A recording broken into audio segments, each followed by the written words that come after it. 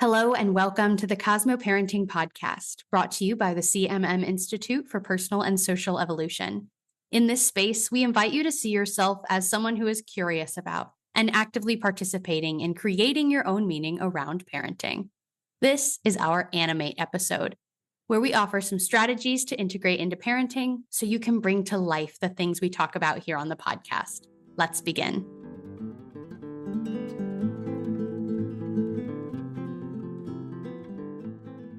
Today, I am joined by gifted educator Stephanie Higgs to offer us a best practice from an educator's perspective. Hello, Stephanie. Hey, Abbie. So, Stephanie, we have spent this month discussing power. What is the practice you're offering us for this theme? Today, I'd love to share one of my favorite goal-setting strategies from Gabrielle Edingen's WOOP Method. In this strategy, you identify a wish, then you envision a desired outcome, you problem solve through potential obstacles, and last but not least, you construct a plan. The reason many of us are often unsuccessful with those famous New Year's resolutions is because we fail to envision the obstacles that have prevented us from achieving this goal before. And we don't plan for those inevitable obstacles that will come our way.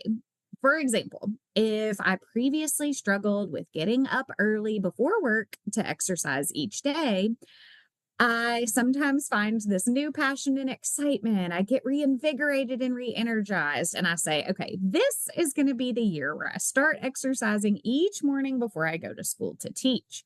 I lay out my exercise clothes. I set my alarm and off to sleep I go. Then the next morning when that alarm goes off, I peacefully reach over, turn it off, and go right back to sleep until it's time to get ready for school. Why is this turning out exactly how it has so many times before? I thought I was so much more excited this time. I really felt committed and ready. Well, it's because I neglected to pre-plan for the obstacle that gets me every single time. I love sleep. I am not a morning person. And so using Edingen's WOOP method helps me identify that wish, envision the outcome, kind of the why behind it, and then stop to think through those obstacles that are currently keeping me from achieving that wish before I make a plan to overcome them. So something as simple as moving my alarm clock across the room might help me offset how easy it is to click that button, turn that alarm off, and go right back to sleep. And kids can use this WOOP method too, as they identify areas in their life where more leadership is needed. They can use the WOOP method to find one tiny way to impact big change. If you want more ideas here, head to whoopmylife.org. It's a great website that offers further ideas and support. That's such a cool resource. So thanks for sharing that with us, Stephanie. And it's making me think that, like we've said in a lot of episodes, as we work to change our ways of being, it takes practice in all these little moments. So I want to spend another moment in the minutia of our day-to-day lives and where power shows up there. So I'm curious to know more about the way that you see students engage with their own power in the classroom. Well, I think it's important, Abbie, to sort of help them acknowledge and recognize what that power is. Something that comes up a lot when I think about power in the classroom is the idea of leadership. And that doesn't necessarily have to look like having the biggest or the strongest personality in a small group or in a whole class setting, but it's just looking at kind of the power and the responsibility that we have to influence the actions and the decisions of others. And so whether your personality is a little bit more of a natural leader, or even if it's a little bit more of a natural follower, thinking about even those tiny ways that we can impact that big change by setting an example.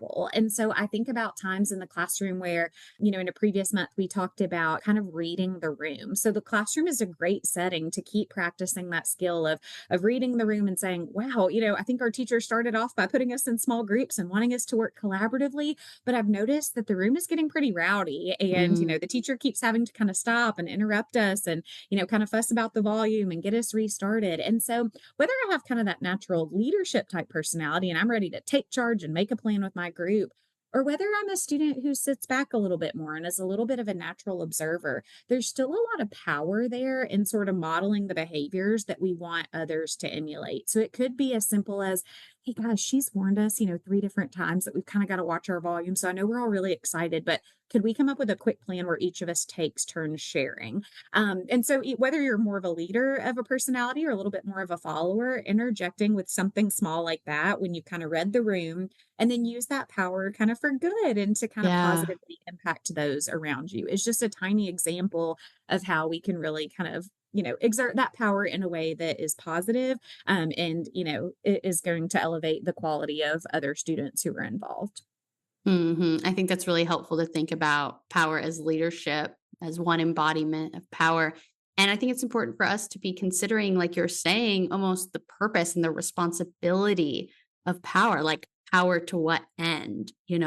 And so, using a communication perspective, the language I would use is it's better social worlds. That's the point of it all, is that we're trying to create our better social world. So, that's why we would want to be thoughtful about how we show up and implement all of these practices that you've been teaching us, because we want to create better social worlds in our parenting or outside of it.